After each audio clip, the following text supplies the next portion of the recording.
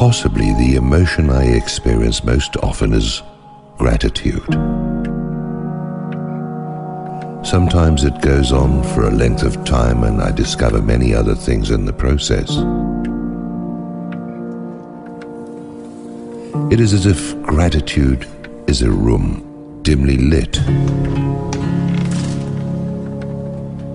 As you stand there, your presence begins to emit more and more light and to reveal more and more of the contents of the room. Gratitude has attendants and handmaidens, joy, serenity, a feeling of awesome protection.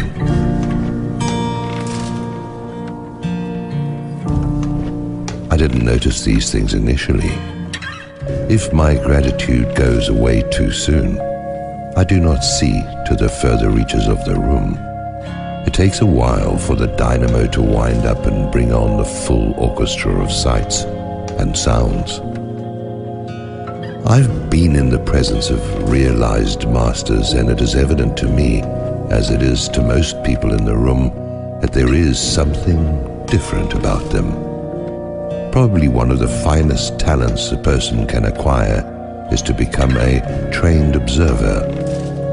In order to be a trained observer, one needs to relinquish preconceived assumptions and natural prejudice because they taint the quality of your research. It could be said that when the gravity of our assumptions begins to outweigh our capacity to learn, then we no longer grow. Since growth is an imperative, pain enters the picture to offset that gravity.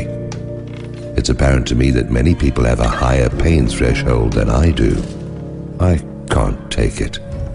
Why should I when there are so many more refined stations of being than that of being whipped along the way? So, in watching masters and in reflecting afterwards, where real learning takes place, because you can't always remain objective in overwhelming presence, I have come to a conclusion about the way they breathe. The state of our minds and our emotions affect the mind and emotions. So I think about gratitude when I am breathing in and out. I am grateful when I eat and I imagine the food as being divine substance. I have to do this. It is a matter of self-defense.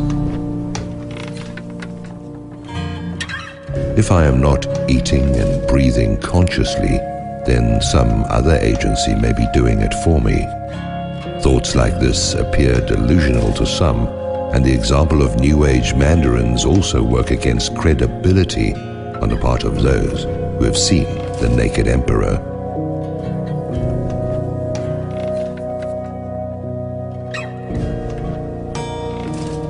It comes down to work, and that is where the problem number one gives birth to a lot of other problems.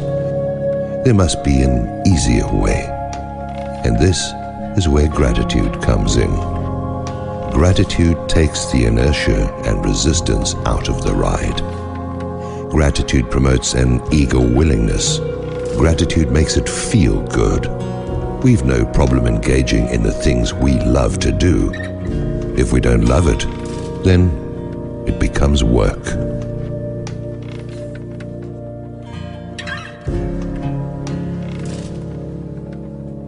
I work all day long, every day, a lot more than 8 hours. I don't get paid for my work in the way most people do, but I do get paid. I get paid in gratitude, in the increased capacity to feel gratitude. Gratitude changes you. It changes the cells in your body and makes you flexible and young. It neutralizes anger. Most people aren't aware that depression is the result of turning your anger inward, turning it upon yourself. Most people also don't realize that much of their anger comes from their sense of being denied something they insist upon having. whether that is an object, a world view, someone's attention, or their right of way, on the way to whatever it is that they want or wherever it is they wish to be. Gratitude makes all that unnecessary. The more grateful you are, the more reasons you are going to have to feel that way. This follows observable laws of physics. As above, so below. What you observe taking place here takes place everywhere, whether you can see it or not. This is one of the scientific truths about faith. We take things that are only mathematical theory as everyday fact. We are probably unaware of this, but we do. Many people would be quite surprised to find that they regularly practice things that they firmly attest they do not believe in.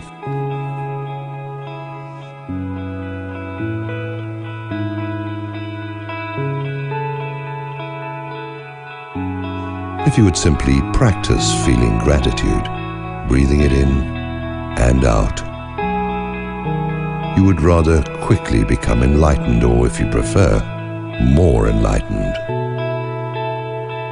As good as it feels, why would you want it all at once? Shouldn't the increase in the increments of bliss take forever? Gratitude is a pair of rose-colored glasses and a certain biblical coat. That's what I call haute couture. Why wear sunglasses in a dark room? Because when you're cool, the sun is always shining. I don't know it beyond a shadow of a doubt, but I strongly suspect that this is what masters do when they breathe in and out. Of course, it may be love and it may be peace or compassion, but the origin of every virtue is in the ineffable, just as the colors pre-prism are in the white light. There isn't any spiritual thing that can't be understood in a practical, scientific way, if you are so inclined. Gratitude greases the wheels of movement into a better state of being. It is a sort of cosmic 3-in-1 oil. In this time of spiritual crisis, you need all the help you can get. I do anyway. But none of this is irrelevant to my feelings of gratitude, merely attendant to them.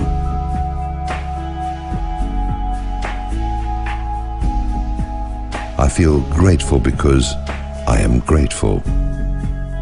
Of all the things that I could be engaged in, of all the people I could have been, see, even now parts of me are departing and I speak of myself as if I were in the past. Of all the things I could have, to have gratitude, well, that makes me 100 times more grateful, just thinking about it. I feel held.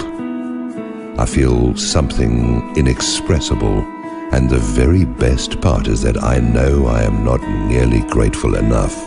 No, I'm just playing at the margins of gratitude. Further on, the room changes into a world of music. The sounds of planets rubbing together, the liquid radiance of stars pouring into an empty cup and overspilling beyond boundaries and limits. And this is only what I imagine from all the margins. This is only what I can see in the lens of imagination. Once again, science tells me that it moves well beyond that. We know a great many things about the universe that we cannot see. How did we come to know these things? Scientific inquiry and tools adapted to the pursuit made it possible.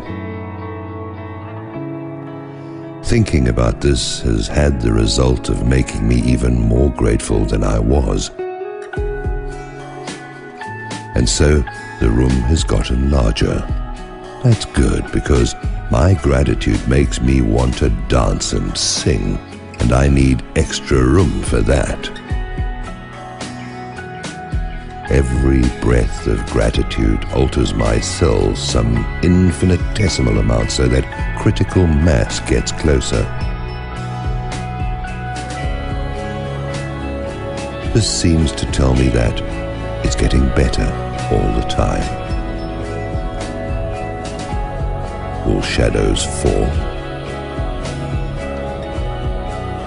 Sure, just as darkness will turn into light when darkness falls.